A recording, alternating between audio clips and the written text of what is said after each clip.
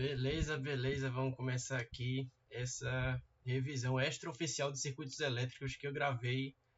Eu não gravei na minha monitoria quando eu dei, mas estou gravando aqui com vocês. Eu acho que esse material alguém mandou para vocês aí, que é o cara com quem eu estava conversando. Espero que ele tenha mandado, né? Não tenha ficado só para ele assim. Mas vamos lá, esse PDF aqui ele tem um resumo básico de tudo que você precisa saber para fazer o segundo EE de circuitos elétricos, que é o que? É resolver circuitos de segunda ordem. Circuito de segunda ordem é quando você tem simultaneamente a ação de um capacitor e de um indutor nele, que são os dois elementos que estocam energia, né? Ao contrário, por exemplo, do resistor, que é um elemento de liberação de energia. Ele não estoca, ele só converte uma forma de energia em outra, né? No caso térmica. E vamos lá, aqui eu separo o seguinte: coisas que são obrigatórias você saber, a operação com números complexos e tem até o passo a passo de você utilizar a calculadora. Eu tô vendo aqui, calma que esse coisa tá meio lento. Deixa eu ver aqui se eu consigo ajeitar isso. Que vai ficar bem ruim para eu estar ministrando. Deixa eu ver se eu consigo ajustar isso daí para não ficar lento. Tá na taxa, beleza.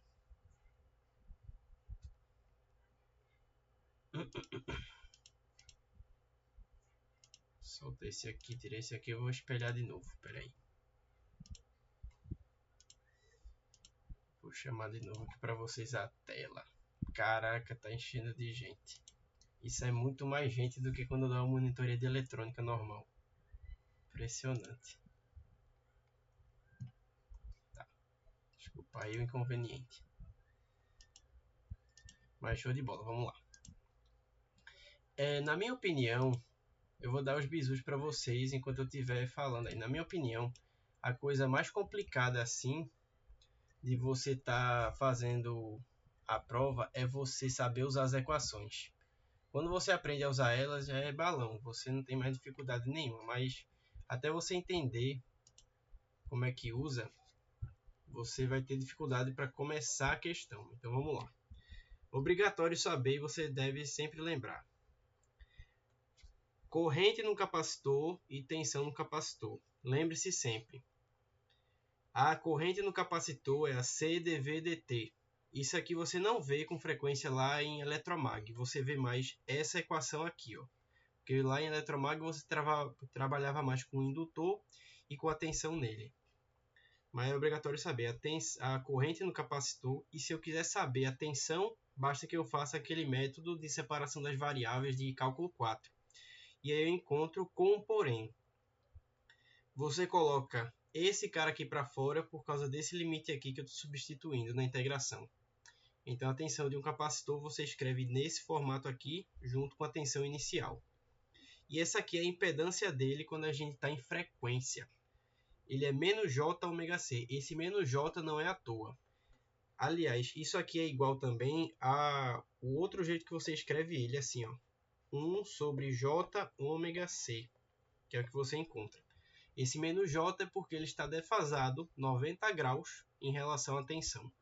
Aí a tensão no capacitor é dessa forma aqui. E o nosso indutor, ele é a resposta dual em relação ao capacitor. Se o capacitor ele trabalha com tensão, o indutor ele trabalha com corrente, porque são duais. O capacitor são duas placas paralelas, o indutor é uma bobina. Se um trabalha com tensão, o outro trabalha com corrente. E eles têm essa característica dual. Perceba que a derivada do capacitor tem a tensão e a derivada do indutor tem a corrente. Então, é obrigatório saber também, a corrente no indutor é o quê? LdI/dt. E a corrente, como é que eu encontro? Mesmo processo. Faço a separação das variáveis e ponho um termo para fora, que é esse aqui. E aqui é a impedância do nosso indutor, na resposta em frequência. Esse J está aqui porque ele é 90 graus adiantado em relação à nossa tensão da fonte. E aqui é um resumo que eu dou sobre os números complexos. Aqui é o formato que a gente trabalha com eles, né? Esse aqui a gente chama de forma algébrica. Esse aqui é a notação retangular e essa aqui é a polar. E aqui tem as conversões que eu deixo tudo organizado para vocês. Esse ρ que eu chamo aqui é o módulo, tá? que é você pegar as coordenadas retangulares e fazer o teorema de Pitágoras, e o θ é a nossa fase em relação sempre ao eixo x. O eixo x está aqui, nosso eixo y, e quando a gente fala de módulo, é o comprimento que a gente tem do complexo, e quando a gente fala de fase ou argumento, como a gente aprende lá no ensino médio, é esse θ aqui, sempre em relação ao x. E aqui é para você encontrar, né? Da forma polar para retangular. E aqui ainda tem outra forma de você escrever eles. Aqui eu enxergo como uma forma polar, só que na notação de fasores. Fasores, eles são vetores com fase, que ao invés da gente representar os vetores por pontos, coordenadas, a gente agora utiliza a notação de fase. Fase é a mesma coisa que ângulo. E aí você pode escrever dessa forma aqui também, ó. É de jθ. Esse j não pode esquecer.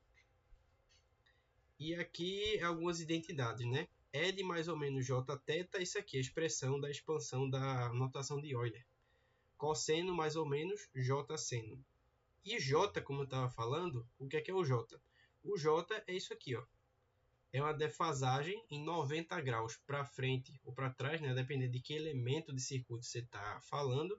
E aqui é a identidade, né? 1 sobre j é menos j. Porque se você sabe, eu posso pegar essa fração 1 sobre j e multiplicar j em cima, j embaixo. Esse j fica aqui e j ao quadrado é menos 1. Que porventura fica menos j. Por isso essa identidade. Passando rapidamente aqui, são as operações com complexos. Que eu digo o seguinte, na forma retangular, faça as operações de adição e subtração, porque são mais fáceis. Na forma polar, faça multiplicação, divisão e exponenciação, que é mais fácil. Na retangular, soma e subtração é só você somar as partes reais com as reais e as partes imaginárias com imaginárias. E na polar é mais fácil multiplicação, divisão e exponenciação, porque basta que, por exemplo, na multiplicação você faça o produto dos argumentos e a soma, ou melhor, perdão, o produto dos módulos e a soma dos argumentos. E na divisão é o quê? Obviamente, a razão dos módulos e a subtração dos argumentos. E a exponenciação é nada mais que uma multiplicação múltipla.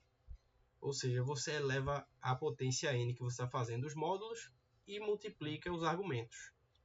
De forma bem simples assim. E aqui eu digo para vocês, levem a calculadora, é pelo bem da sua vida, de verdade. Aqui é o tutorial para você fazer a conversão lá, de obter o módulo e obter o argumento por meio das teclas aqui. Eu até circulo aqui onde é que estão essas benditas teclas. Esse procedimento aqui é para você converter de retangular para polar. E esse aqui é para fazer o contrário, você fazer de polar para retangular. Beleza, tudo certo até aqui? Aqui é só os preâmbulos, viu? Vai precisar. De boa, de boa, de boa. Por mim tá perfeito. Agora, De boa. assim, aqui ainda tem mais algumas coisas. Que aí é a parte realmente que interessa a gente do assunto. Para fontes oscilantes. Em oscilantes eu quero dizer, são fontes alternadas, sejam em corrente, sejam em tensão. E o formato é o seguinte, presta atenção que tem uma diferença. Quando eu falar de tensão, normalmente a notação da gente é ter esse θ. Quando está em corrente, é esse φ que a gente coloca para diferenciar. Normalmente, esse θ sempre vai ser zero, a não ser que tenha mais de uma fonte de tensão. Porque o que acontece? Se eu tenho um circuito com várias fontes de tensão, normalmente uma sempre é escolhida para ser o 0 grau, que é a referência, e todas as outras mostram a fase em relação a ela. Aí, quase sempre, a não ser que seja dito na questão, explícito na questão, esse θ da fonte de tensão vai ser zero.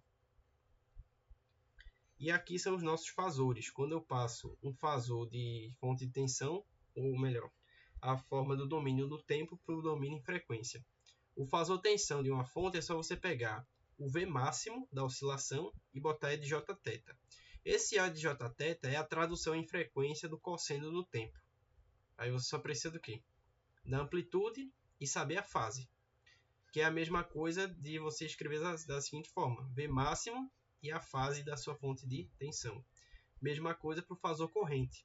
Esse M não é de imaginário não, é de I máximo. Que você pega aqui a máxima amplitude dela, bota o Jφ e escreve dessa forma.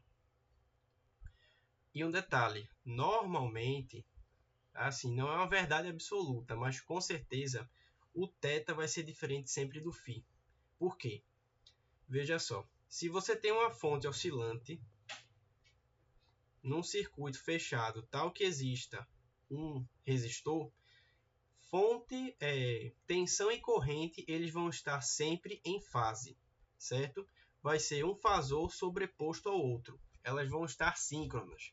Mas toda vez que você adiciona um elemento de circuito que seja um indutor ou um capacitor, cada um deles vai fazer uma alteração. O capacitor ele atrasa a tensão, o indutor ele atrasa a corrente.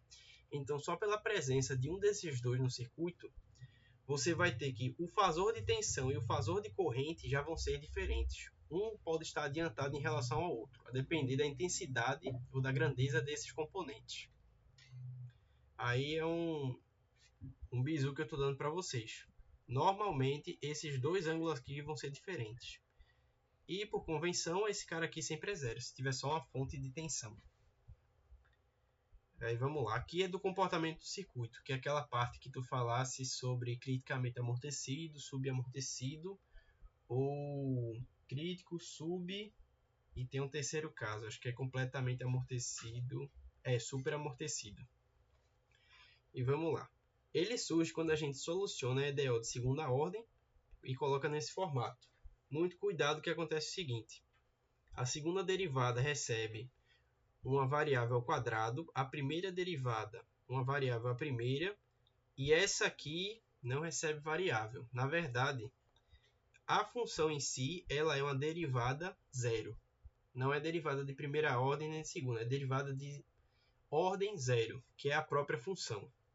Aí disso quer dizer que isso aqui é s elevado a zero, que é a mesma coisa que 1. Por isso ela está aqui escondida. Esse aqui é S1 e esse aqui é S2, que são as derivadas e suas ordens.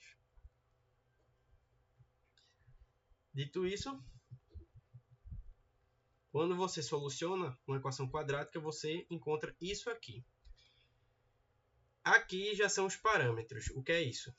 Eu tenho alfa, eu tenho ômega zero. Esses parâmetros são o seguinte. Alfa mais J beta. É o formato dos números complexos, certo? Porque eu já estou usando A, B e C aqui para as variáveis, para os coeficientes, então nada mais justo que no domínio complexo eu usar alfa e beta para diferenciar. Esse ômega ao quadrado, ele é um cara constante do nosso problema. Ele é a nossa frequência fundamental. Todos os harmônicos que eu quiser do circuito vão vir dele. Mas o fato é que ele está aqui. E aí vem os casos. Quando você tem que as duas raízes são reais e distintas, a gente chama de superamortecido. É a mesma coisa que eu disser que ele não oscila. E as respostas elas são linearmente independentes. Isso, quando você visualiza essas duas raízes num gráfico da equação quadrática, é desse formato aqui.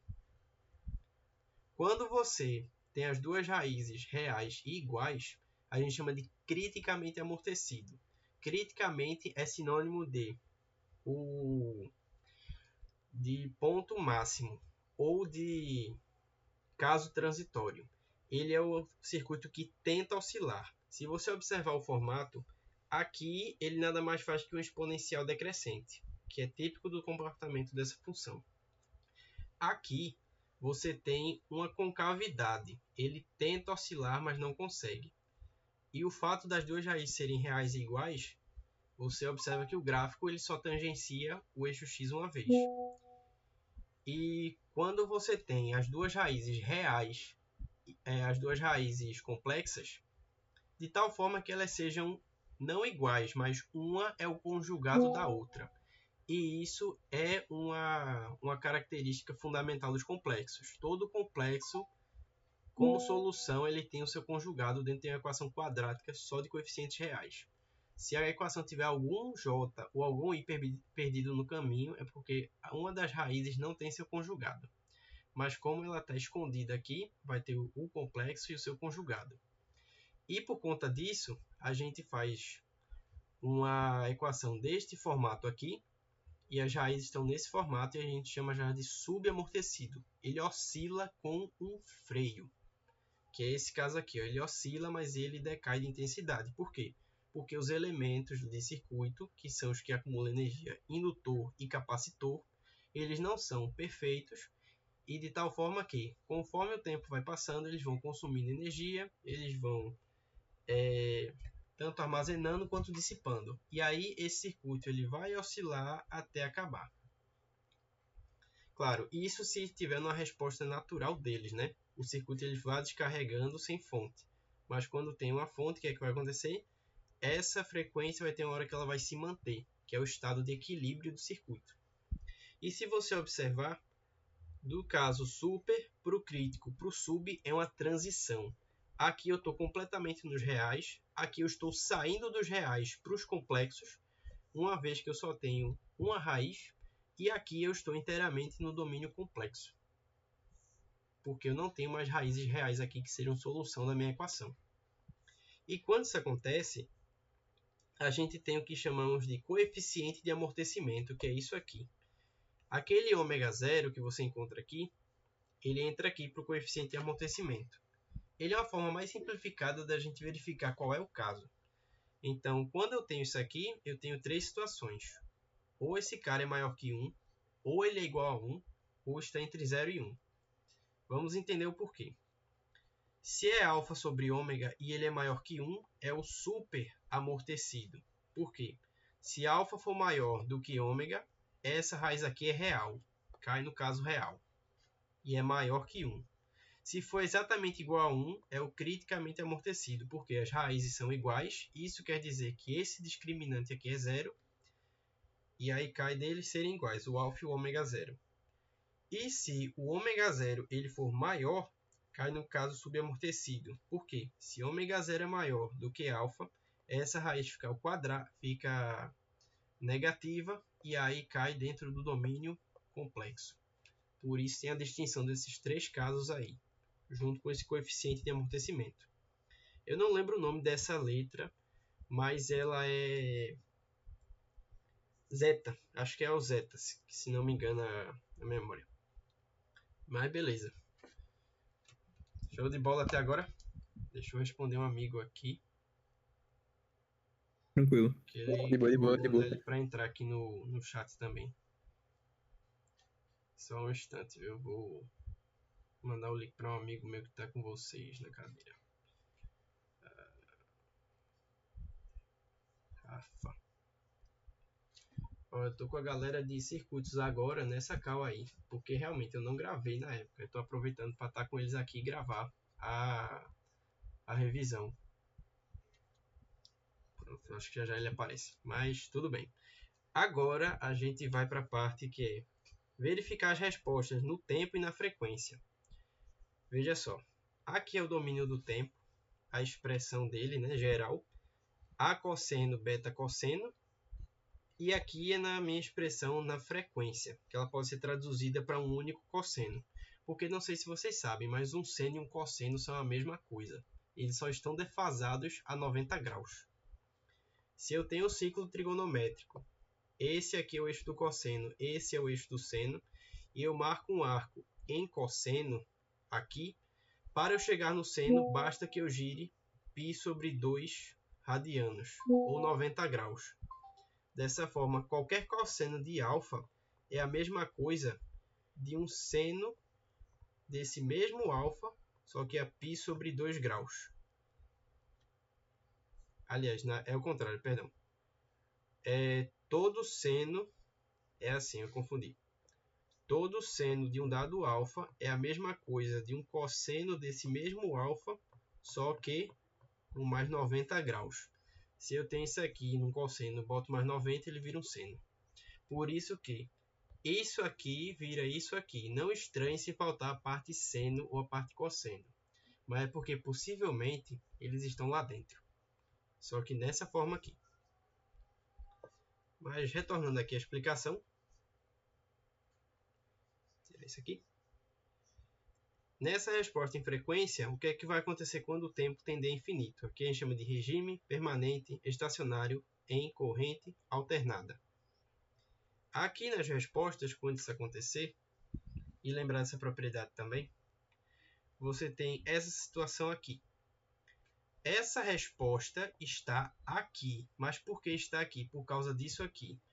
Perceba que aqui eu só tenho dois argumentos. Eu tenho o ômega e eu tenho o t no tempo. Aqui eu tenho dois argumentos, né, distintos por uma soma. Eu tenho o ômega t que já está ali e o θ. O θ é minha fase e é uma constante que eu sei. Portanto, o que eu quero dizer é o seguinte. Essas duas respostas são a mesma por conta dessa propriedade aqui que eu posso expandir um cosseno. E aí vira... Isso aqui vira o cosseno de um, o cosseno de outro, mais ou menos o seno de um e o seno de outro. E como o θ ele é uma constante, o que é que vai acontecer? Y máximo é uma constante, θ é uma constante, isso tudo vira uma única constante, A e B. Por comparação algébrica, esse cara vai virar esse aqui. Para as duas respostas baterem. É uma forma de você verificar quando terminar a questão. Mas show de bola. Agora é que eu vou começar a comentar a resolução de uma questão. Tudo certo até agora?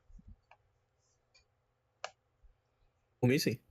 Beleza. De boa. Ó, essa aqui foi a prova do semestre passado. Se não me falha a memória... Não, essa aqui é do... Não, foi do meu. Aqui é que é do Essa é semestre 2020, da galera lá. É isso mesmo. Esse é do semestre da galera ou foi do meu? Esse aqui foi do meu. Foi do meu semestre, é isso mesmo. E vamos lá. Tem essa questão, tem a outra lá deles, tem uma que é sobre a parte das potências. Eu acredito muito que Campelo vai usar de novo essas questões. Mas voltando aqui é o seguinte. Essa questão fala assim. Calcule a tensão no resistor de 1 ohm no circuito usando a análise do domínio do tempo. Considere as duas condições iniciais. Muito bem. Primeira coisa e primeiro bizu que eu dou para vocês. Separe as condições iniciais e procure saber a quem elas pertencem. Por exemplo, se eu estou dizendo que a tensão inicial é de 4 volts, deixa eu diminuir o tamanho desse lápis aqui, está muito grande. Pronto. Se eu digo, por exemplo, que a tensão inicial é de 4 volts, é porque esta tensão aqui no meu resistor é de 4 volts inicial, que é a mesma coisa para o meu capacitor, então eu já sei de uma coisa, a mesma tensão inicial do meu resistor está também no meu capacitor. E segunda coisa, quanto à corrente, ele fala assim, a corrente inicial do meu circuito ou da minha fonte é de 3 amperes. Essa corrente, ela passa no meu indutor, passa nesse resistor e depois ela se separa. Então eu já sei quem é a corrente inicial do indutor, quem é a tensão inicial do capacitor. A primeira coisa que eu sempre faço é separe as grandezas iniciais. E o segundo passo, eu não vou nunca adivinhar qual é a equação olhando por aqui, então eu faço assim. Eu chamo a LKT e chamo a LKC. Faça as duas, para você garantir que está fazendo, ou melhor, que vai encontrar a equação. Pela LKT, eu estou fazendo isso aqui. Estou começando por aqui e estou vendo menos V da fonte, mais V do indutor, mais V do resistor de 3 ohms, e estou vindo por aqui, mais V do capacitor igual a zero. E ele me disse que a tensão do capacitor é a mesma tensão do resistor. Então, esses dois aqui viram... Esses dois não, que aqui é o V3. E essa aqui é a condição. Beleza, dito isso, V da fonte é isso aqui, tensão no indutor é essa expressão, tensão no resistor é isso aqui, e a tensão no capacitor é isso tudo aqui. E o V0 que não pode esquecer que é da fórmula do capacitor. Fazendo assim, eu posso simplificar e deixar assim. Deixa a do capacitor quieta por enquanto, que eu não sei se eu vou realmente usar essa integral todinha. E escrevo aqui, ó. P do capacitor, VF, a derivada, isso aqui. É a mesma equação, só que eu quis reduzir a do capacitor para facilitar quando eu estiver escrevendo as coisas. E pela LKC, eu uso no nó. O nó está aqui. Ele está me dizendo que a corrente que vem da fonte, que passa também por um indutor, ela se dispersa entre I1 e I2 que estão passando por aqui. E eu sei que a mesma corrente que passa no resistor de 3 ohms é a mesma corrente do indutor que é a mesma da fonte. Fazendo assim, isso aqui é a corrente que passa... O que é isso aqui? Isso aqui é a corrente que passa no indutor, a corrente do capacitor, e aqui é minha tensão em cima desse resistor aqui, que é o I2, que é a mesma tensão do capacitor. Dito isso, olha só o que eu faço. Eu substituo aqui, sei que essa aqui é a corrente do indutor, e se eu quiser eu posso deixar ela aqui. Puta que pariu, viu? Pera aí. Não é meu celular, é o tablet apitando. Mas voltando aqui. Dito isso, eu escrevo essa segunda expressão. Depois que você fizer as duas leis de Kirchhoff, você pega os resultados e compara para ver onde pode encaixar uma na outra. E esse macete que eu faço de simplificar a integral numa variável pequena me permite ver com mais facilidade o que é que eu devo inserir. Quando eu faço essa comparação dessa equação que veio da LKT com essa aqui que veio da LKC, eu consigo observar que eu poderia muito bem inserir a tensão do capacitor aqui dentro, vindo daqui, ou eu poderia inserir a corrente do indutor aqui dentro. O que é mais fácil para mim? Você que sabe. Você quer trabalhar com tensão ou quer trabalhar com corrente? Bem, a letra A me disse assim. Aliás, não tem letra A, né? Foi mal. A primeira questão diz assim: calcule a tensão. Se eu vou calcular a tensão, eu prefiro muito mais pegar esta equação e jogar aqui. Por quê? Porque eu vou me livrar de corrente aqui dentro, derivando e simplificando, e vou ficar trabalhando só com o quê? Tensão. Porque observe que quando eu pegar a corrente e colocar aqui dentro dessa equação, só sobra o que para mim? Tensão.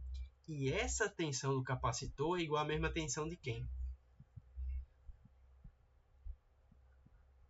Do resistor resistor do também resistor que está para. do lado dele. Então, o caminho já está direto, já está encaminhado.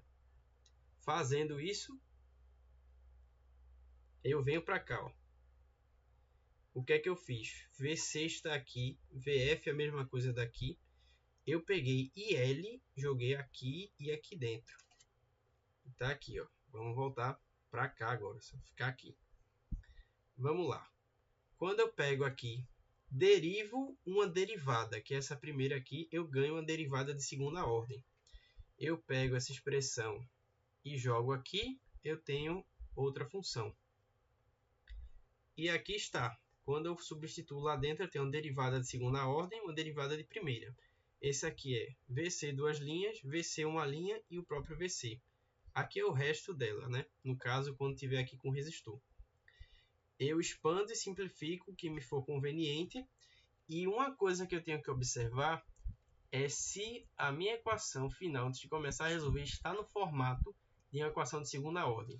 A equação de segunda ordem precisa da derivada segunda, da derivada primeira e da própria função. Eu vou observar isso aqui, ó, derivada segunda, derivada primeira e a própria função. Pronto. Esse VF é porque o meu circuito está com a fonte. Esse VF ele vai modificar a minha função ou adicionar uma resposta linearmente independente para me dar uma resposta forçada. E aqui está. E tem duas coisas muito interessantes quando eu observo um circuito, que é o seguinte. Aqui eu não substitui valor nenhum, porque eu gosto de observar isso aqui. Ó. Quem são essas duas constantes aqui?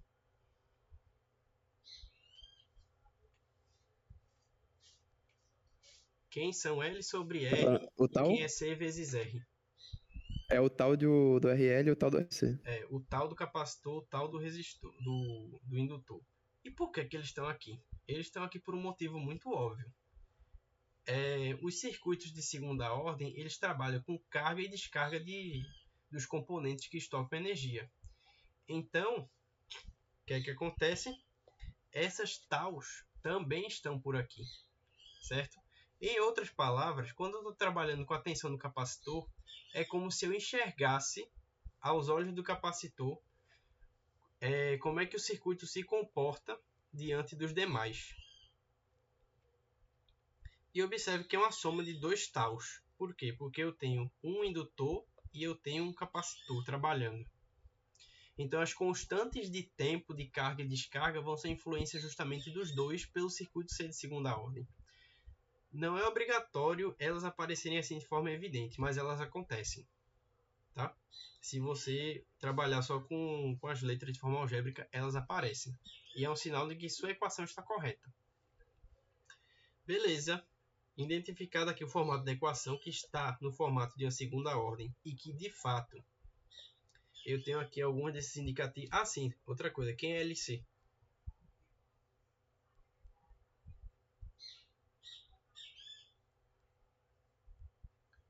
LC ele é um valor que aparece mais para frente, que, se não me engana, LC ele fica por aqui, eu não lembro onde. Mas eu sei que ele tem alguma coisa a ver com esse ômega zero aqui, ó, dentro da raiz. Ah, sim, lembrei o que é. O LC é isso aqui. Quando você faz ômega igual a 1 sobre raiz de LC, isso aqui é chamado de quê? Eu não lembro, não. Essa aqui é a frequência de ressonância.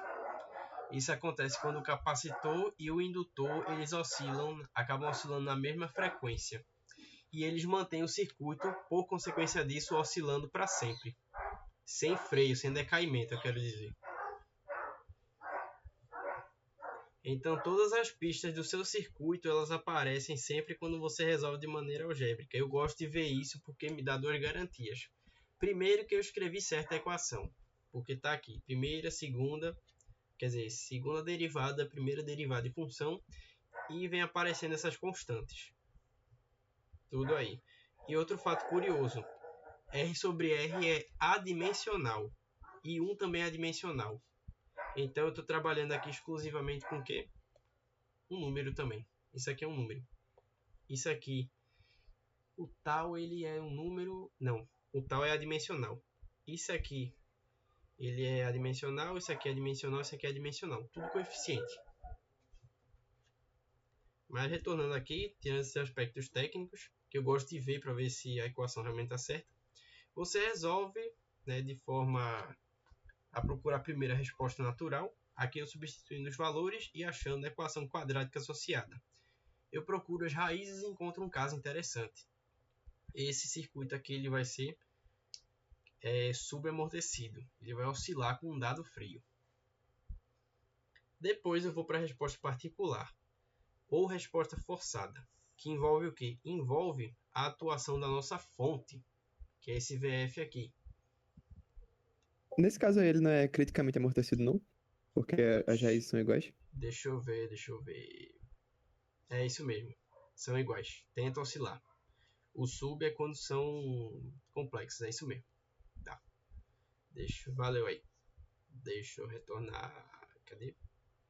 Pronto. E na particular, você vai trazer a atuação da fonte. Você faz aquele mesmo método de resolução das equações diferenciais. E aqui acontece o seguinte. Eu chamei de C aqui esse cosseno T para não ter que escrever tantas vezes. Você resolve as respostas particulares de duas maneiras. Tem pelo método da variação dos parâmetros, que ele é um método um pouco mais complexo, e tem um método que ele é por tentativas, que a gente chama de coeficientes a determinar. Eu prefiro, para circuitos elétricos, fazer o coeficiente a determinar, porque é sempre, isso aqui é sempre uma combinação de um seno e um cosseno. Uma forma candidata é sempre assim, ó, uma combinação linear independente de um seno e de um cosseno. Você insere aqui, deriva todo mundo e vai resolver. Aqui são as derivadas e esse aqui é o macete. Eu não sei se vocês já viram isso aqui. Vocês já viram esse macete aqui para derivar seno e cosseno? Já. Beleza, show de bola. Pior que não. Qual? Deixa eu te mostrar. Você sabe desde o ensino médio que no ciclo trigonométrico esse cara aqui é o cosseno, esse é o seno. Por simetria de arcos, esse é o menos seno, esse é o menos cosseno. Eu pergunto para você, quem é a derivada do seno? Cosseno. É o cosseno. Quem é a derivada do cosseno? Menos seno. Quem é a derivada do Ok. menos seno? Menos cosseno. que é derivado menos cosseno. 3 seno. Da hora. Se a integral é a antiderivada, no sentido horário do relógio, é o sentido de derivação. No sentido anti-horário do relógio, é o sentido de integração. Massa. Aí, massa. Deixa eu ver se aqui são as duas derivadas que eu faço, que é isso aqui. Ah, tá. Esse aqui é eu mostrando, que é criticamente amortecido. Pegando aquele ômega e aquele alfa. Né? Essa diferença aqui. No caso, como o ômega é igual a alfa, ele faz isso. Seguindo. Aqui eu terminando de resolver ainda. Eu copiei quando estava dando a aula e trouxe para cá para terminar. Isso aqui é quando você coloca a segunda derivada, a primeira e a função tudo junto para somar e faz aquele método, né? Você tem aí uma candidata, um cosseno mais um seno, e você faz aqui a comparação algébrica, que é o quê? Ele é um princípio que vem lá do ensino médio chamado igualdade de polinômios, que diz assim: os termos de mesmo grau, dois polinômios são iguais se os termos de mesmo grau têm os mesmos coeficientes. E aí a gente utiliza para cá também. Duas expressões trigonométricas são iguais se os termos de mesma função trigonométrica, seja seno ou cosseno, têm os mesmos coeficientes. Então aqui eu observo que esses aqui são os senos em rosa e C são os cossenos. Eu somo todos os senos e igualo ao outro lado da igualdade, somo todos os cossenos e igualo ao que está do outro lado. E faço um sistema linear para resolver, que resulta nisso aqui. Então, se y é o cara que acompanha... Cadê? Y é o cara que acompanha os cossenos. Não é isso não. Mas é o formato da equação que eu quero, né? Porque eu disse assim, a possível candidata tem que ser no formato x seno de 8t. Esse 8 está aqui porque ele é o mesmo argumento da fonte, mais y cosseno t, de 8t. Quando eu faço simplificação, eu verifico que y é igual a 0, portanto, esse cosseno aqui é 0. E o x é igual a 2, então fica somente com 2 seno de 8t. Essa aqui é a minha função para a resposta particular, ou forçada. Bem, e a resposta de uma equação homogênea? Uma equação de segunda ordem, diferencial de segunda ordem não homogênea, é que a resposta é a soma da minha resposta natural com a forçada, de tal forma que elas são linearmente independentes. Só que não acabou. A forçada, o bom é que ela já vem bonitinha. Por quê? Porque a fonte já configura para mim as condições dela. Mas a natural não. A natural eu tenho que encontrar dois coeficientes. Esses dois coeficientes eu vou encontrar com os dados iniciais da questão, que é o quê? Corrente inicial a 3 amperes, tensão inicial a 4 volts. Quando eu disse que é importante você saber quais são os elementos que recebem essas condições iniciais, é para isso aqui. A corrente eu vou usar na equação do indutor, a tensão eu vou usar na equação do capacitor, que já está aqui. Então, quando eu pego a corrente a 3 amperes, o que é que eu faço? Eu lembro lá da corrente do indutor, trago de novo a tensão do capacitor para derivar e resolvo. Resolvo isso aqui e encontro essas condições aqui, ó. Aqui é depois de simplificar tudo, eu não vou estar explicando. Mas eu termino nessa condição aqui, simplifico e encontro o B. Na segunda condicional, eu venho pela equação do capacitor, porque estou trabalhando com tensão aqui, nesse parâmetro. E dito isso, eu encontro o primeiro igual a 4 e o segundo igual a 12. Finalmente, eu posso escrever a minha equação de tensão lá do resistor dessa forma aqui, completando tudo. Alô? Oi? Tu pode repetir a de cima, por favor, que eu viajei. Essa aqui ou isso? Isso, essa parte aí. Pronto, o que acontece? Eu trouxe a minha resposta particular que eu já achei, e a natural ela veio lá de eu resolver a equação homogênea. Só que ainda não está terminado, falta eu achar esse A e esse B, que eu só vou encontrar com os dados iniciais da questão, que é o quê? Eu dizer a corrente inicial e a tensão inicial. Eu falei que era muito importante saber por quais elementos de circuito, essas condições iniciais, eles passam, porque depois se eu pegar ou a equação do capacitor ou a do indutor para jogar eles. Dito isso, quando eu digo que a corrente inicial lá era em 3 amperes, quem é o elemento que trabalha com corrente? O indutor. Eu jogo na equação do indutor. Só que a do indutor eu preciso derivar a do capacitor. Então, eu derivo a do capacitor, resolvo aqui com os valores, e eu vou perceber que no final desse algebrismo todo eu consigo encontrar o B. E quando eu vou trabalhar com tensão, eu posso usar do capacitor que já está aqui, que é o que eu quero. Eu jogo esses valores iniciais aqui e eu encontro que esse A vai ser 4 e lá o B vai ser 12. Aquela parte com corrente. Entendeu? Entendi, obrigado. Show de bola. Bem, aqui a gente já terminou a resposta em tempo. Aqui é a nossa tensão no resistor, porque se a tensão no capacitor era essa, e ele estava em paralelo com o nosso resistor, eles partilham da mesma tensão. Então essa aqui é a nossa resposta para a tensão no resistor. Mas como eu quero também a corrente, vamos procurar a corrente. Da onde é que vem essa equação aqui? Essa equação vem do seguinte. Deixa eu ver se eu consigo encontrar.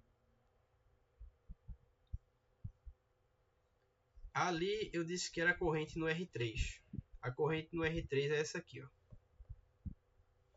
Mas eu não quero a corrente no R3. Eu quero essa corrente aqui. Ele pede só atenção, né? O que danado eu fiz lá para baixo? Deixa eu ver. Eu acho que eu peguei a corrente também só para completar assim a questão.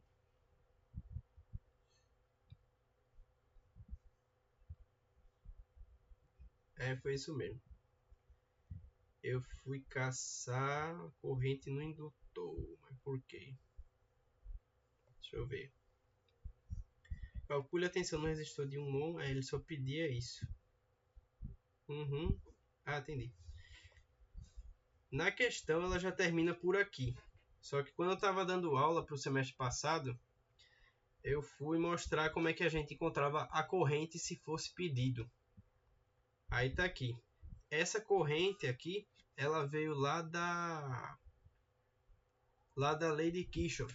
Porque lá na bifurcação, o que acontecia? I1, aliás, a corrente vinda da fonte, que é a mesma corrente que passa no indutor, ela vira I1 mais I2.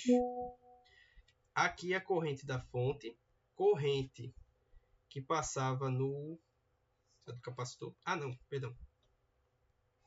Era uma corrente que bifurcava na corrente do capacitor e na corrente para o resistor lá daquele circuito, que vinha assim. Tinha um indutor, tinha um resistorzinho, aí vinha capacitor de um lado, resistor de outro. Essa corrente que passa por aqui, que passa pelo indutor também, vira a corrente do capacitor e a corrente do resistor. Corrente do capacitor, corrente do resistor. Que eu estava mostrando no semestre passado, se pedisse a corrente, como é que resolvia. E dado isso, você já tem a equação de tensão, você faz as derivadas e encontra o valor. Pronto.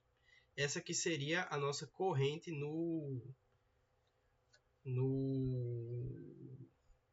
lá naquele resistor I3, ou com a corrente do IL, né, da fonte. Aí show de bola. Aqui para baixo, eu já resolvo na resposta em frequência. Resolver em frequência é muito mais fácil, muito mesmo, porque todos os elementos eles viram impedantes. E é o seguinte, primeiro passo é esse aqui, ó. Escreva a fonte na forma fasorial, na forma em frequência, que é o quê? Pegue a amplitude máxima, identifique o seu argumento, a sua frequência ômega e identifique o argumento θ. Como eu disse, na maioria das vezes o θ vai ser sempre igual a 0 graus. E aí depois que você identifica, você começa a fazer a conversão dos impedantes. Aqui é o primeiro passo. Todos os impedantes, todos os elementos, faça a conversão. Lembrando aqui, ó, a impedância de um capacitor é assim, a impedância de um indutor é assim. E aí eu começo, ó, impedância do indutor, impedância do capacitor. E os resistores são a impedância deles é a própria resistência, né? Que é a parte real. Que se você lembrar, impedância é o quê? É a resistência, mas tem uma parte aqui que eu vou tentar me lembrar. X, que é a reatância de cada um, vezes J. Como o resistor ele é puramente real, não tem essa parte aqui. Aí pronto, eu encontrei aqui as impedâncias de cada um. Ou as reatâncias do indutor e do capacitor. Aliás, capacitor e indutor aqui. Pronto. Do indutor, do capacitor e agora eu jogo eles lá no circuito. O indutor virou 2J, o capacitor virou menos 1/2 de J. E aqui eu vou fazer o quê? Impedância equivalente deles dois. E aqui está o pulo do gato. Ó. Subtração e adição faça na forma retangular. Quando for fazer a divisão, passe para a notação retangular. Esse aqui é o módulo e esse aqui é o argumento que você vai estar utilizando lá, apertando as teclas da calculadora. Quando você fizer a divisão, dá para fazer na mão, mas está a calculadora do lado, você faz aqui na divisão subtração dos argumentos, dos módulos, perdão. Divisão dos módulos, subtração dos argumentos. E você vai achar aqui a primeira impedância, aqui a segunda impedância que vem daqui que está em série. E eu faço a última impedância para chegar no circuito elementar. O circuito elementar é quando eu tenho uma fonte e um elemento impedante para calcular. Feito isso, eu tenho o fasor corrente, o fasor tensão e a impedância resultante. E aqui eu já posso encontrar o quê? O fasor corrente que vem lá da fonte, transformar ele na frequência, no domínio do tempo. Esse aqui é o I máximo. Esse menos 26,6 vem para cá. O 8T, que é a frequência, você tem que lembrar vindo lá da fonte. E lembra que eu falei que θ vai ser normalmente diferente de φ por conta dos elementos acumuladores de energia. Pronto. Nosso φ ele vale menos 26,6 graus. E aqui eu faço um macete que é o seguinte. Se você lembrar, quando você trabalhar com a frequência, todas as regras de circuitos que eram aquele divisor de corrente, divisor de tensão ainda se aplicam aqui. E aqui é circuito divisor de corrente. Para quê? Para aqui, ó. Eu não quero achar os fasores I e V. Pronto, eu vou procurar eles. Eu faço um circuito divisor de corrente e divido aqui. Esse aqui, no caso, é o fasor... Deixa eu procurar aqui. Esse aqui é o I1 vindo da divisão do fasor principal, que é esse I tio aqui grandão. E aqui é o que? São os elementos impedantes. Porque no circuito divisor de corrente, como é que é a história? Se eu quero calcular, essa aqui é o outro resistor dividido pela soma. Como eu queria o I1 é o outro impedante dividido pela soma. E eu encontro. Esse aqui é o fasor corrente lá em cima daquele resistor. E aqui está o fasor tensão, que eu posso simplesmente pegar o fasor corrente que eu acho, a resistência do meu elemento e o fasor tensão. E eu obtenho isso aqui. E eu transformo para o domínio do tempo, que é a amplitude máxima, o argumento e a frequência que você pega lá da fonte. Pronto, encontrei. Essa aqui é a minha corrente vindo da frequência para o tempo. Oi? Nesse caso aí, podia pegar a equação do fasor da corrente total e multiplicar só pela impedância equivalente, né? Dos dois que estão em paralelo. Pode também. Aliás... pode. É um meio também. Que como eles vão ter Beleza. aqui a mesma tensão compartilhada... Quando tu junta os dois, passa a mesma corrente nele e no de cima, né? Aí é só tu Isso. fazer o proporcional. Exatamente, funciona também. Só que por que eu fiz isso aqui? Eu queria mostrar para você não esquecer que o que você aprendeu na primeira funciona aqui também, sem problema nenhum. Aí você encontra aqui. Pronto. Aí aqui é uma comparação muito legal que eu faço, que é o seguinte. Aqui é da frequência vindo no tempo, certo? São os fasores que eu peguei e trouxe eles vindo do tempo, e aqui foi as respostas que eu achei já no tempo. Aqui é um negócio bem interessante. Eu peguei a calculadora na hora E mostrei que, por exemplo, no instante 5 segundos, os resultados são idênticos, são os mesmos. Não estou brincando não. Depois, se você pegar a calculadora e computar, dá o mesmo resultado. É uma das formas de você comprovar que o que você fez está certo. Não é obrigatório mostrar isso na prova, mas faz isso para tu se ter segurança, né, de entregar e não achar que errou alguma coisa. Se na frequência e no tempo deu a mesma coisa, você fez certo, porque é muito improvável você botar duas equações diferentes e dar o mesmo resultado, né? Então alguma coisa você fez errado. Mas acontecendo isso aqui, parabéns. Você encontrou certinho. Beleza? Novo. Pronto, eu vou mostrar agora um segundo PDF, que é o seguinte. É o que vem uma questão de potências. E eu tenho que explicar isso para vocês porque é de certa forma importante, mas que ainda fica muito confuso para quem vê pela primeira vez.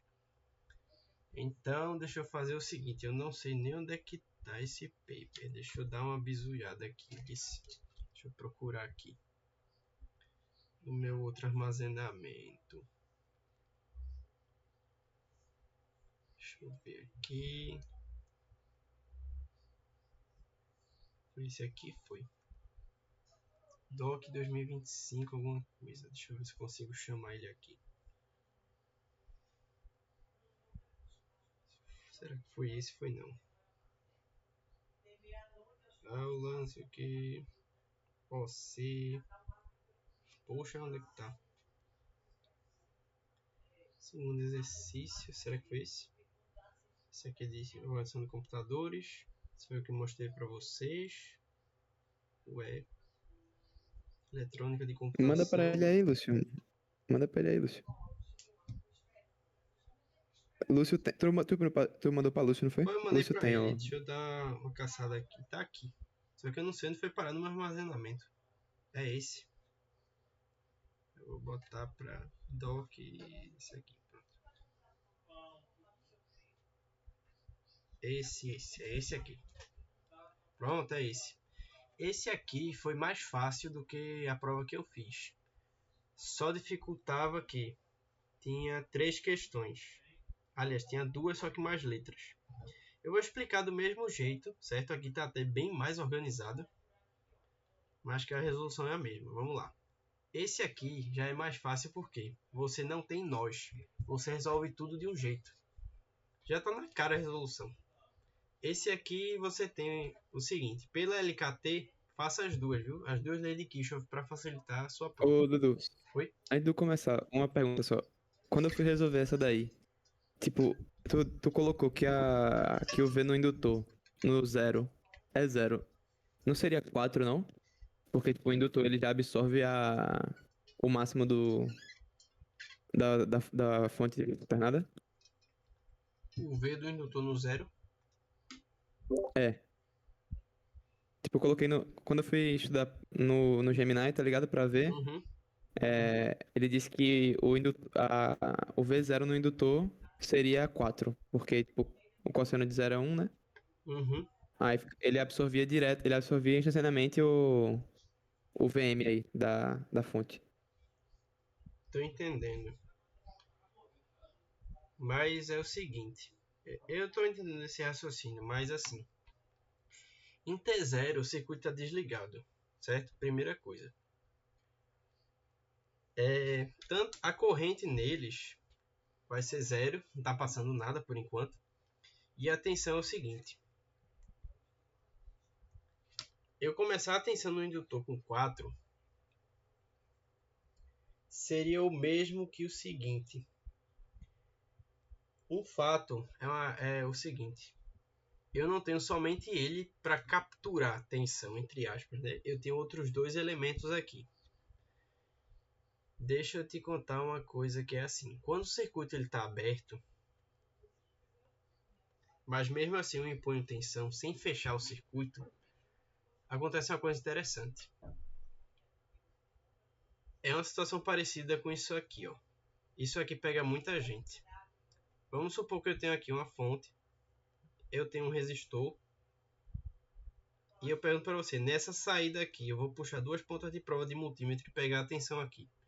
Quanto de tensão tu acha que o multímetro vai me mostrar? Sabendo que a fonte tem V-volts.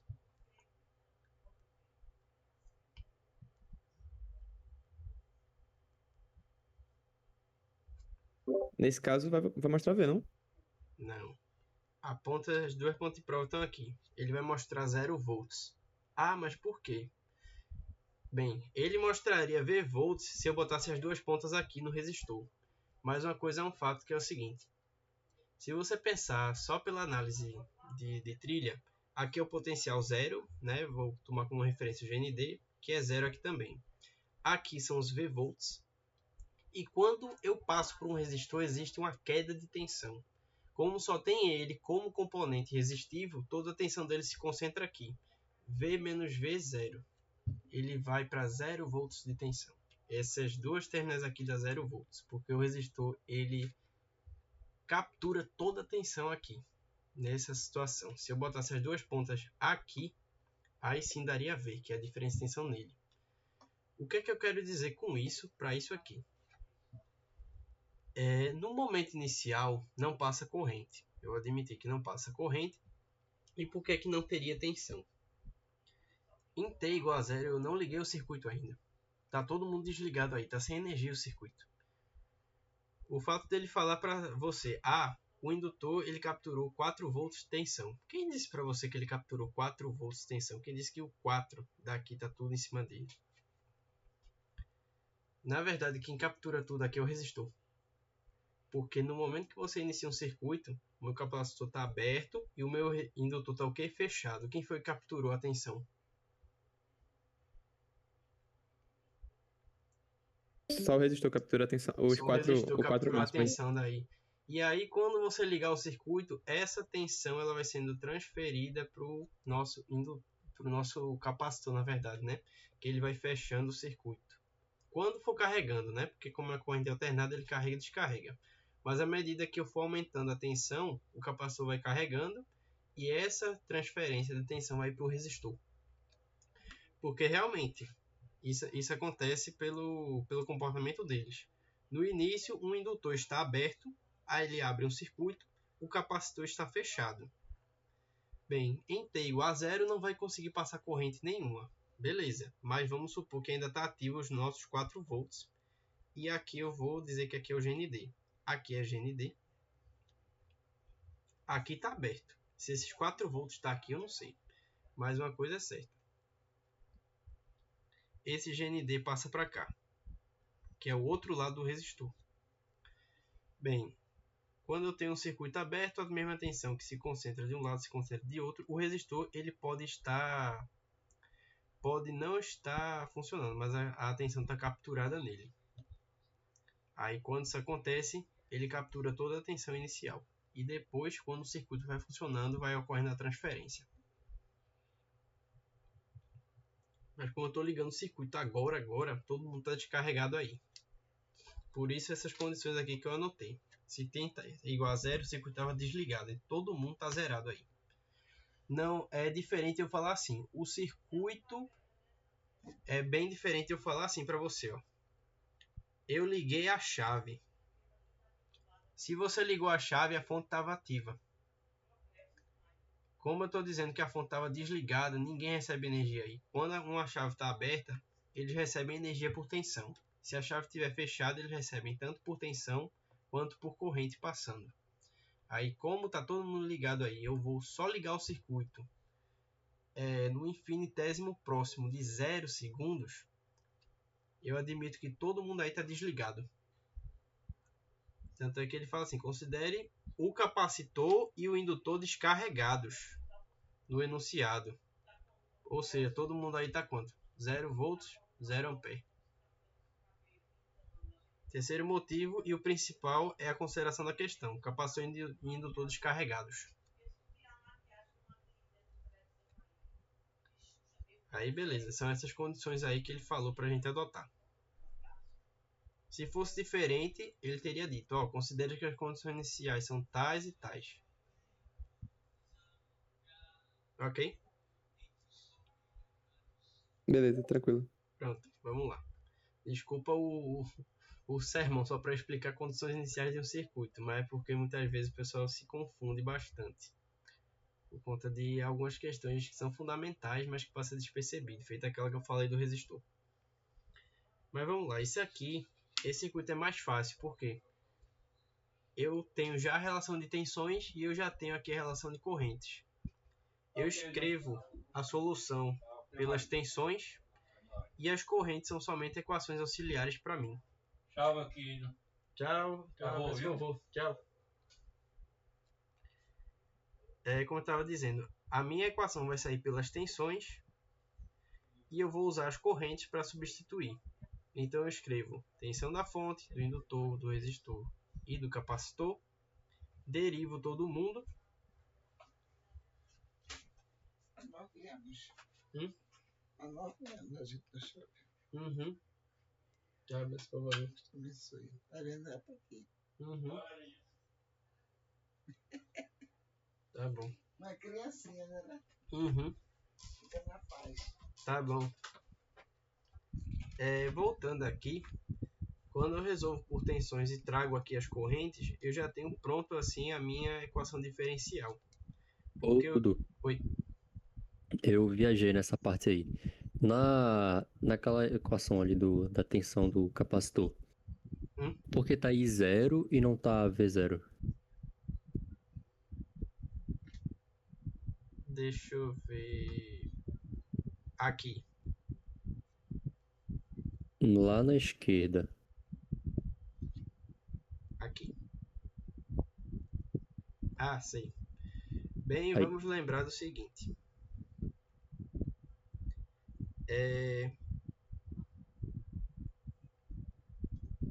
Deixa eu me lembrar aqui, peraí, só um instantinho, vou raciocinar. A tensão no indutor, ela é VD... Não. Peraí que eu me perdi agora. Deixa eu lembrar aqui.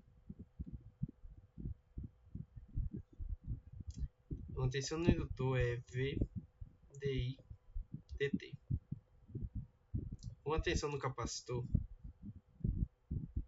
ela é IDV... Não, não é isso não. Peraí que eu tenho que me lembrar das equações. Estava tudo lá escrito, mas eu esqueci. Aqui. Essa aqui é a tensão no indutor. Essa é a tensão do resistor. Essa é a tensão do capacitor. Por que que tem I e não V? Vamos lembrar do seguinte. Como é que é a corrente no capacitor? Ela é C dV dt. Se eu quiser a tensão no capacitor, eu resolvo essa equação pelo método de separação de variáveis e faço dV igual a I do capacitor C sobre dt. Aliás, ao contrário. É dV vezes C igual a IC dt. Se eu integrar, dV vira 1 sobre C, que é do outro lado, e integrando isso aqui vira integral da corrente no capacitor dt. Para eu trazer à tona a minha condição inicial, porque essa integral aqui ela está indefinida. Eu estou dizendo que está desde sempre até sempre. Então, eu estipulo os dois limites, que vai ser de 0 até o t que eu quiser, e a tensão no capacitor vira 1 sobre C, integral de IC dt, e sai esse termo aqui de I0 para eu trabalhar com ele. Porque se eu estou colocando esse limite de integração aqui, eu preciso mas equilibrar a equação fazendo isso aqui.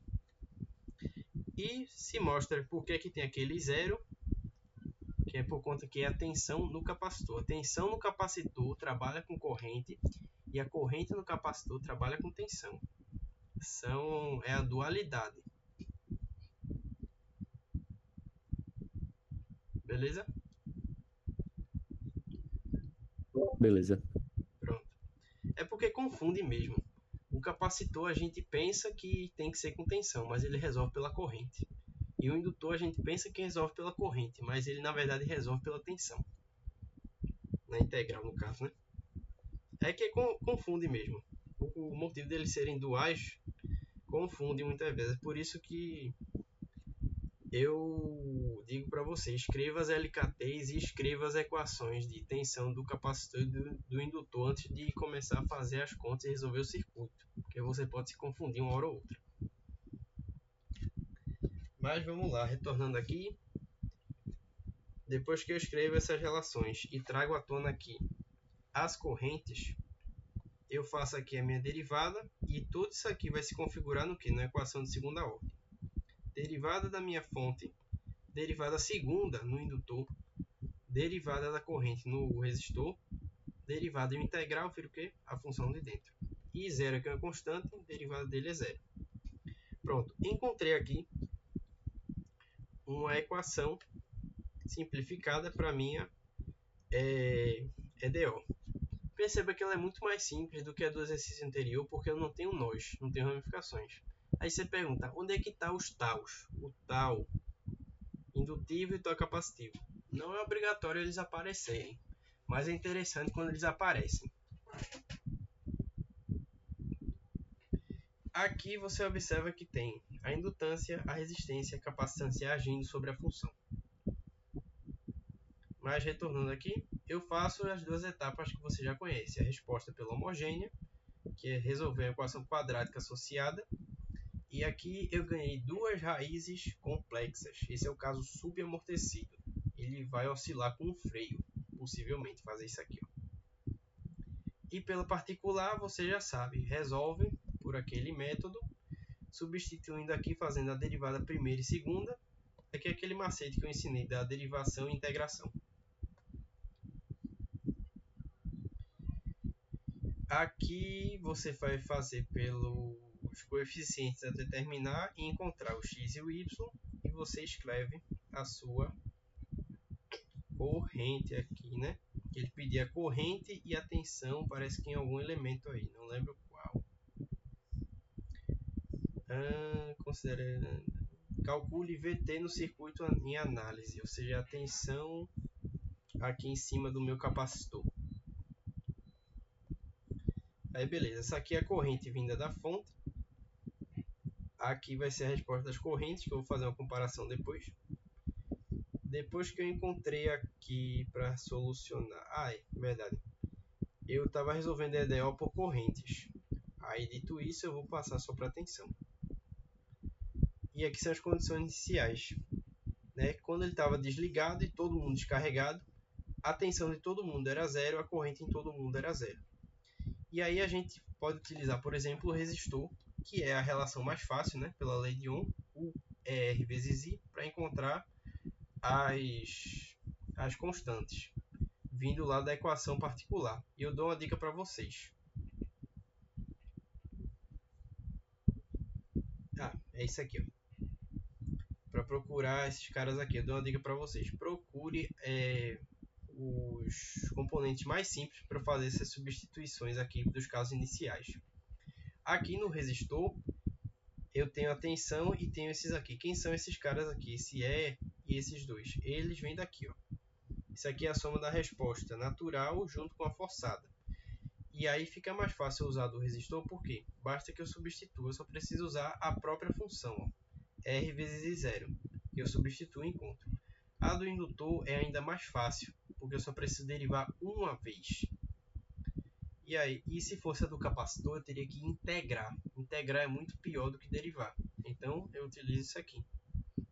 Quando eu derivo e faço isso aqui, substituo as condições iniciais, faço a conta e encontro aqui, ó, A e B. Pronto. Essa é a corrente vinda lá da fonte. E agora só falta o quê? Encontrar a tensão lá, usando a LKT. Por quê? Todo mundo das tensões estava em função de quê? Das correntes. E aí eu sei a tensão da fonte, sei a tensão do indutor, sei a tensão do resistor, usando a LKT. Falta o quê? A corrente que passa em cima a tensão, perdão, vinda do capacitor. Conheço todo mundo aqui. Com a LKT, eu pego todas as funções que eu já encontrei, faço essa soma algébrica aí e encontro essa coisa aqui. Tudo bem até agora?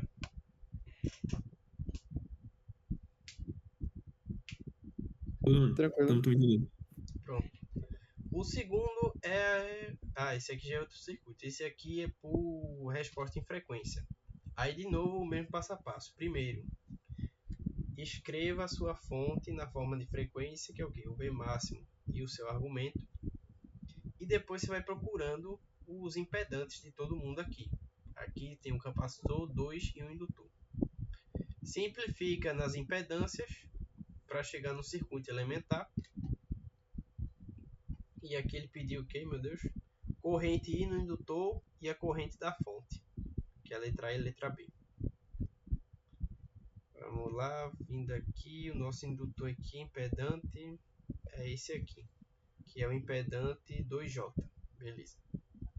Você vai fazendo aquelas simplificações e o foco para mim seria encontrar essa corrente aqui, que depois é só eu dispersar para cá e para o outro lado. Bem, quando eu encontro aqui o meu circuito elementar, o que é que eu faço? Eu faço isso aqui, ó. O fasor tensão e o fasor corrente. Encontro aqui o fasor tensão da fonte e aqui vai ser a soma das impedâncias. Eu encontro aqui o meu fasor corrente. Essa corrente que eu estou falando, ela é essa aqui que está entregue pela fonte. Que ela vai se dispersar para esse cara aqui que eu vou procurar, que eu uso o circuito divisor de corrente para achar esse 1. Porque nesse 1 menos J é a mesma corrente que está passando aqui, que depois eu faço para dispersar essa e essa. E aí vem essa I1 que eu encontro, que é o quê? Meu fasor corrente entregue, vezes o que é isso aqui? Isso aqui é o outro impedante dividido pela soma dos impedantes, que eu faço aqui para simplificar, e dá esse I1. O I2 é somente consequência de eu fazer circuito divisor de corrente de novo. Lá no I1, olha só. O outro impedante dividido pela soma. Vai ficar 2 dividido por 2 mais 2J. Tá aqui, ó. 2 dividido por 2 mais 2J. Eu faço e encontro o I2, que são esses dois caras aqui.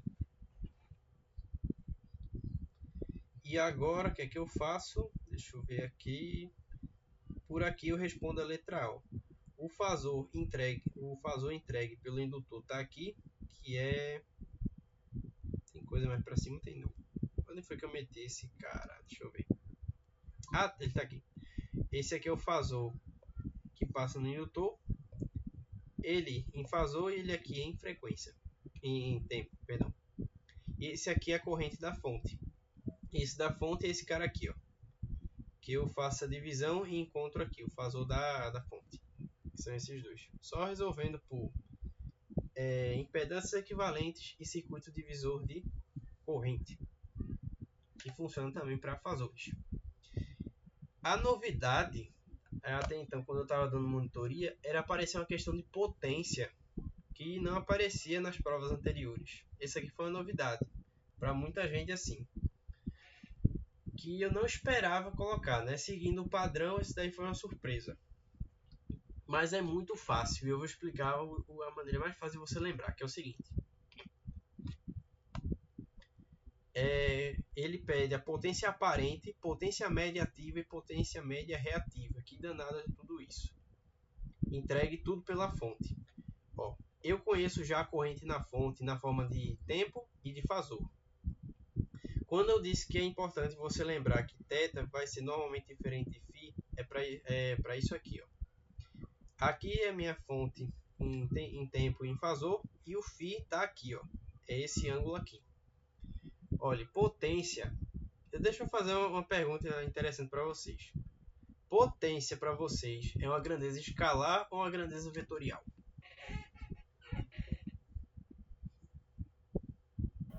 Lá.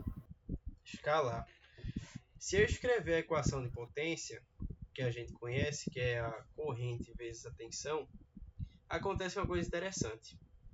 Tensão, até onde a gente sabe, é uma grandeza escalar, mas corrente, ela é um vetor. Corrente elétrica é um vetor. Se você tem aqui um condutor e um fluxo ordenado de cargas, todo vetor tem intensidade, direção e sentido. Então, se as cargas se movimentam para cá, dentro de um fio, como é que um vetor no caso I, ele vem da divisão de dois escalares. Como é que pode isso? A única explicação para isso acontecer é todo mundo aqui ser um vetor. Porque se eu faço a divisão de dois vetores, né, no caso de intensidade de dois vetores, dá outro vetor. E se eu estou declarando que potência é o produto escalar de dois vetores, ele também é um vetor. E de fato eles são vetores. Se você tem pelo menos um vetor numa multiplicação, é porque possivelmente existe outro vetor dentro da conta. Na realidade, todo mundo é um vetor. Que na realidade é a potência, é também o fasor corrente, que é um vetor, só que polar, vezes o fasor tensão, que também é um vetor, só que polar. Por consequência, a potência também tem que ser um vetor.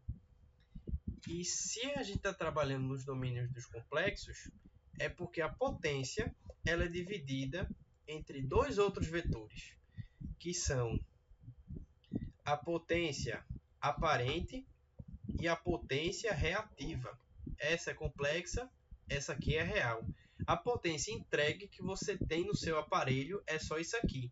É a potência de tudo que você ganha, de tudo que você poderia dispor do seu aparelho, junto com a potência imaginária, que é a potência reativa, que é o que? A dispersão de calor.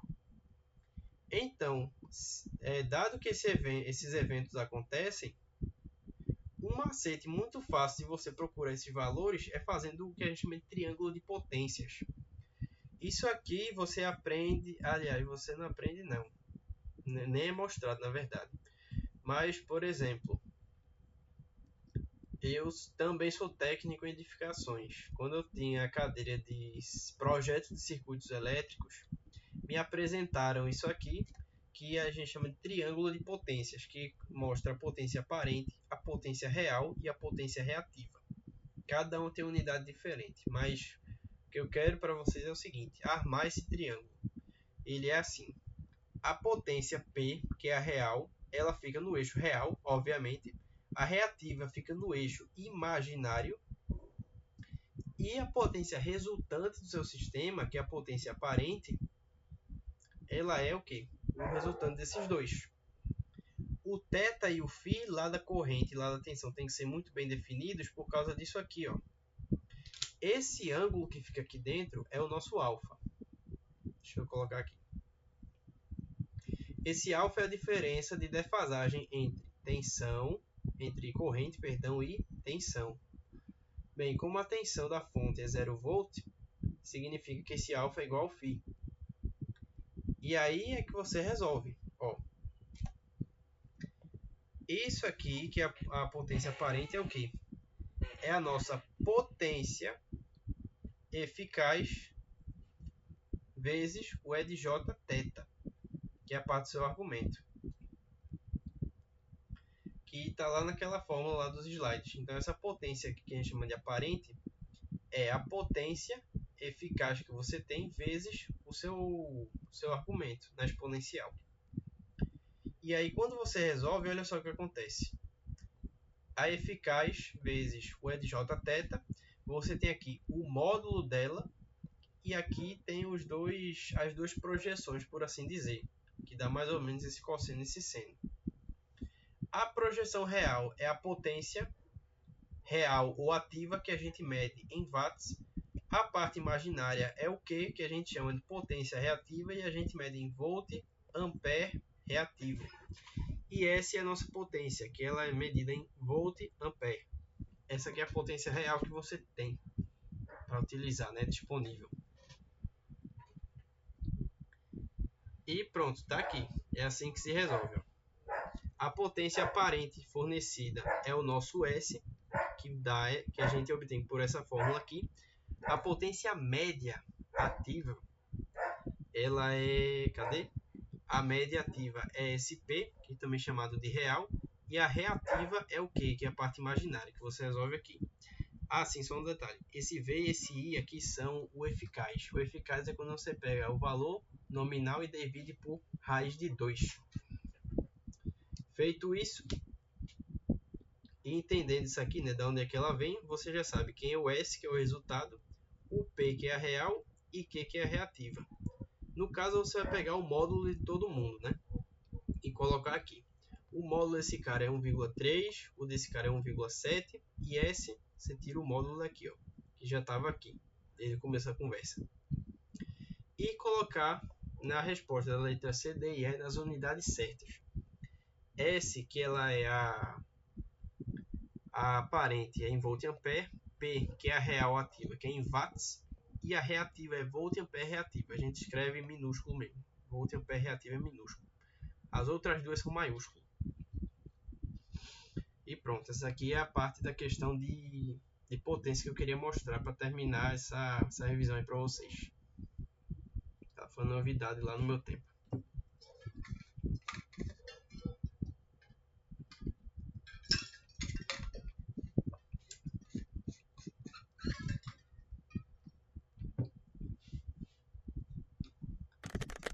Cadê vocês aqui no Discord? Aí, show de bola. Deu 1h30 assim de gravar. Ó, o Rodrigo aqui. E aí, Rodrigo? E aí, mano, tudo bom? Vai aparecer aqui também. Mas é isso aí, show de bola.